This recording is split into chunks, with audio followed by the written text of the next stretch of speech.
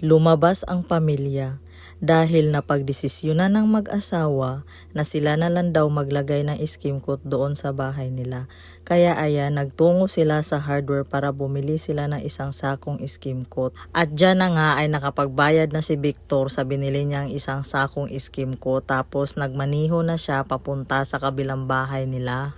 Ang dahilan bakit sila na lang ang maglagay ng skimcoat dahil hindi nila mabangbang ang sinabi doon sa kontrata. Dahil sa panahon ngayon, hindi biro magpagawa ng bahay. Grabe, hindi talaga mabangbang ang mga materyales, lalo na yung mga libor, kontrata, ganon kamahal. At dahil naubusan nga sila ng budget sa pagpapagawa ng bahay, kaya ayan, medyo madami-dami pa rin ang kukulangin talaga sa bahay na yan. Kaya at ayan, napagdesisyonan na talaga na mag-asawa na itry na lang nila maglagay ng skimcoat dyan sa bahay nila. Believe talaga ako dito kay Victor na to.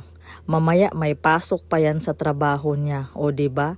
Sa oras na yan pala ay hapon na yan, tapos yung pasok niya sa trabaho alas 7 ng gabi. O diba, saan ka pa?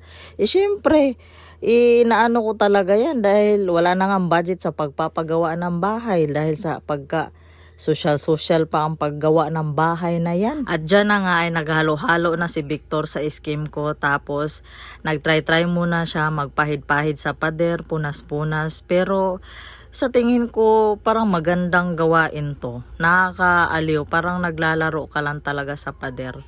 Tignan nyo talaga yan. Oh. Ayan na naman, may tumahol-tahol na naman na aso. Nakakainis talaga pag mag-voice over talaga ako. Wala talagang katahimikan dito sa lugar namin. Ang daming aso. At dyan na nga ay ako na nga ang tagahalo habang si Victor ay nagpapahid-pahid sa pader ng skimcoat. O diba? Tapos sinabi ko, try ko rin kaya magpahid-pahid. Bakit? Ikaw lang ba, Victor, ang bida dyan? Hindi Hindi ako lagi nagbibideo sa'yo. Ako din, mag-aano rin ako, magpunas-punas, magpahid-pahid. Pero ako talaga ang tagahalo dyan. At dyan na nga ay ako na nga ang nagpunas. Tapos itong si Victor talaga pa ang laki-laki ng ngiti. Akala mo naman talaga, ay sas talaga, Victor. Alam ko na yung ngiti mo na yan. Dahil natutuwa siya sa pagpunas-punas ko dyan, mga madlove person, o diba? Kita nyo naman, perfect. O, kala nyo ha? O diba, nakakalis pa kami ng bayad sa paglilibor, edi kami na lang. O, grabe talaga yung ngiti ni Victor dyan. Oo nga, magantay ka. Huwag kang magmamadali dyan. At ayan na nga, natapos namin ng paglagay na skimcoat for today's video, o diba? Medyo malaki-laki pa ang kakainin dyan sa bahay na yan, madlang person.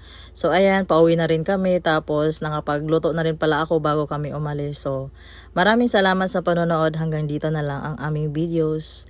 Maraming salamat, bye!